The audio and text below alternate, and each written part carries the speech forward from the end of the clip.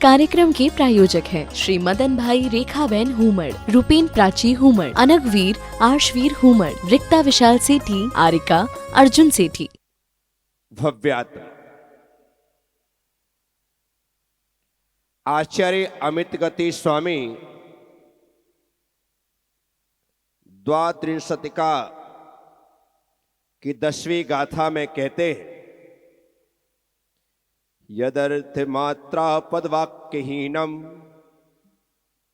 मया प्रमाद्याद्यदि किंचनोक्तम तन्मे क्षमित्वा विदधातु देवी सरस्वती केवल बोध लब्धिम। मेरे द्वारा प्रमादतः प्रमाद से यदि यदि यत जो अर्थ मात्रा पद वाक्य, अर्थ मात्रा पद और वाक्य हीनम से हीन किंचित कुछ उत्तम कहा गया हो तो मैं मेरे तत् उस अपराध को क्षमित्वा क्षमा करके सरस्वती देवी मां निर्वाणी केवल बोध लब्धिम, केवल ज्ञान रूपी बोधि लब्धि को विधातु प्रदान करे। मां सरस्वती से प्रार्थना, मां जिनवाणी से प्रार्थना।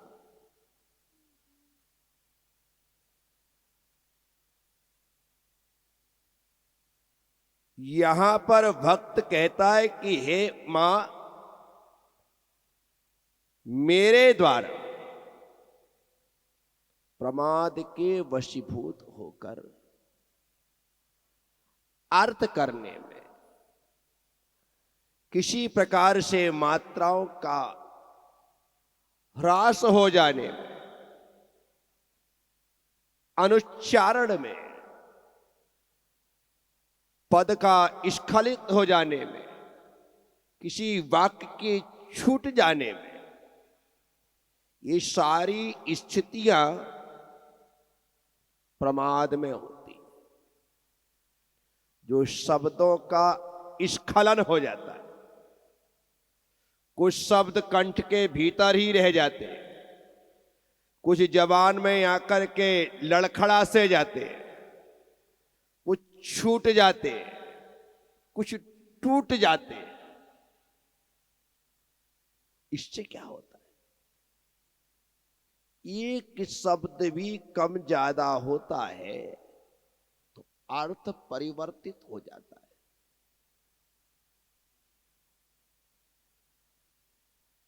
एक बिंदु के हट जाने से चिंता चिता हो जाती है और एक बिंदु के लग जाने से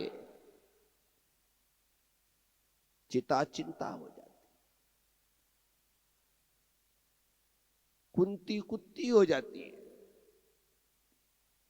एक बिंदु मात्र से आगे पीछे हो जाने से अर्थ शब्द सब चेंज हो जाता है। रविवार को प्रतिष्ठान बंद रखा जाता है। यदि आपने बराबर तरीके से नहीं पढ़ा और यहां का अक्षर वहां कर दिया तो रविवार को प्रतिष्ठान बंद रखा को बंदर खा जाता है। शब्द आगे पीछे हो गया, बंद रखा जाता है, बंदर खा जाता है। अर्थ कैसा हुआ? एकदम परिवर्तित हो गया। इसीलिए कहां ह्रस्व है, कहां दीर्घ है, कहां प्लुत है, इसका ध्यान रखना पड़ता। इसीलिए तो जब भाषा बोध दिया जाता है तो इन बातों पर विशेष करके गौर फरमाया जाता है। प्रत्येक भाषा की अपनी व्याकरण है, प्रत्येक भाषा की अपनी ग्रामर है और उस व्याकरण से ही वह भाषा सुसंस्कृत होती है, परिष्कृत होती है, परिपूर्ण होती है। अभी हम जितना बोलते हैं वो पढ़ा लिखा नहीं बोलते, हम ज्यादातर सुना सुनाया बोलते हैं। हमें सुन सुन करके याद हुआ है और सुनने में जो गलत याद हो गया है वो गलत ही बोल रहे हैं।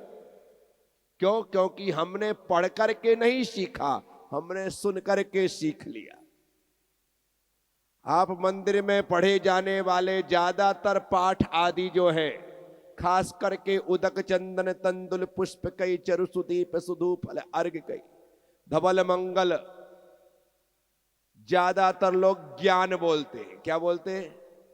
धवल मंगल ज्ञान रवाकुल। ज्ञान कहां से आ गया बीच में? पर आप देखना 60-70% लोग ज्ञान का उच्चारण कर, धवल मंगल ज्ञान रवाकुल। गान है, क्या है? हमने सुनकर के सीखा, इसलिए गान ज्ञान हो गया और वही दोहरा रहे। इसीलिए ज्ञान सुनकर के नहीं, पढ़ कर के लेना चाहिए। पढ़ो। एक बार अशुद्ध उच्चारण यदि इस जवान को आ गया तो अशुद्ध ही बोलती। लाख कोशिश करो, जवान वहां पर सीधी पलटती ही नहीं। दृष्टम जिनेन्द्र भवनम भवतापहारी, वो दा का नीचे द्री था, उसका द्रु कर दिया और द्रु का रा हट गया तो दुष्टम जिनेन्द्र भवनम भवतापहारी हो गया। क्या हो गया? दृष्टम था, दुष्टम बोलने लगे।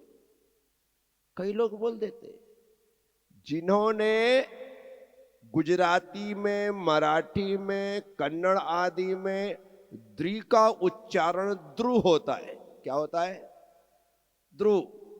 तो कृति बोलेंगे वो, आकृति बोलेंगे वो, तो जहां पर उ का उच्चारण, तो वहां पर कई बार ऐसा अशुद्ध उच्चारण होकर के दृष्ट का दुष्ट भी हो जाता है। इसीलिए प्रोनंसिएशन पर विशेष करके ध्यान रखा जाता है। जिस बुंदेलखंड में मैं जन्मा, वहां पर तीनों सा एक से बोले जाते हैं। शक्कर का हो, सड़क का हो, षटकोण का हो। मैंने बहुत कोशिश की कि मेरे तीनों सा व्यवस्थित उच्चरित हो जाए, नहीं हो पा रहे। बचपन की वो आदत ऐसी पड़ गई है कि दंती सा को भी वैसा बोलता हूं, तालुब्य को भी वैसा ही बोलता हूं, मूर्धन्य को भी वैसा ही बोलता हूं। तीनों सा अलग अलग है, मैंने व्याकरण में पढ़ रखा है। मूर्धन्य अलग है, दंती अलग है, तालुब्य अलग है, तीनों अलग अलग है। जानता हूं उच्चारण, लेकिन कर नहीं पाता। क्या करूं? बचपन से वैसा ही दिमाग में बैठ गया। वाह और बा, वाह वन का और बा बकरी का। बुंदेलखंड में इसमें कोई अंतर नहीं है। वन बोलो या बन बोलो, सब चलता वहां पर। दोनों एक भाषा है। क्या करूं? वो तो मैंने 80% सुधार लिया, अन्यथा मैं अपना नाम विवेक कुमार ही विवेक कुमार बोलता था। क्या आपने विनोद भवन के बाहर देखा होगा विनोद कैसा लिखा है? बा बकरी का विनोद लिखा है। कैसा लिखा है? जबकि विनोद में वाह वन का होता है, लेकिन वो बोलने में बा बकरी का, यार पेट काट दिया, तो आज भी वहां विनोद भवन लिखा है। क्या करोगे? बोलो। ये है भाषा की अशुद्धि, भाषा की। और सभी लोग, कोई नहीं कह सकता है कि मेरी भाषा पूर्ण तरीके से परिष्कृत है, मैं हर शब्द का 100% सही उच्चारण करता हूं। होंगे, ऐसा नहीं कि एक व्यक्ति भी ढूंढे ढूंढे ना मिले। 8 अरब लोगों में ऐसे लोग भी होंगे जो पूरी तरह से शुद्ध उच्चारण करते हुए शुद्ध लेखन भी करते हैं। इसे हमारा उच्चारण सही है या गलत, मोबाइल में जब आप कोई चीज टाइप करते हो तो टाइप मत करो और वॉइस रिकॉर्ड करो। अपने आप तुम्हारा प्रोनंसिएशन वो जैसा सुनेगा वैसा लिख देगा, वैसा लिखेगा, समझ जाना कि मैंने उच्चारण गलत किया है, वहां पकड़ में आ जाओ। क्योंकि वो डिवाइस है, वहां पर पूरा का पूरा कंप्यूटर से जुड़ा हुआ है। इसी कारण से आप गलत बोलोगे तो गलत ही टाइप करेगा, पकड़ में आ जाएगा। और आप फिर रुक करके ठहर करके अच्छे से बोलो, आज मुझे जयपुर जाना है, बराबर लिख करके देगा। आज मुझे जयपुर जाना है, क्या क्या लिखेगा वो? कुछ भी लिख सकता है। इसीलिए व्याकरण में और प्रत्येक भाषा में यह कहा गया, उच्चारण ना अति मंद हो ना अति तीव्र हो। जल्दी बोलोगे तो कोई समझ नहीं पाएगा, और धीरे बोलोगे तो कोई सुनना नहीं चाहेगा। क्या गति बराबर होना चाहिए। हम लोग विहार करते हैं या आहार के लिए जाते हैं, एरिया समिति की डेफिनेशन जब आचार्य महाराज वट्टकेर स्वामी ने दी तो वे कहते हैं आहार के लिए जब साधु जा रहा है तो ना अति तीव्र गति से चले ना अति मंथर गति से चले। गति जो है वो मध्यम गति होनी चाहिए। उससे क्या होगा, जल्दी जल्दी चलने से एरिया समिति का परिपालन नहीं होगा, और धीरे धीरे चलने से मंजिल लंबी लगेगी।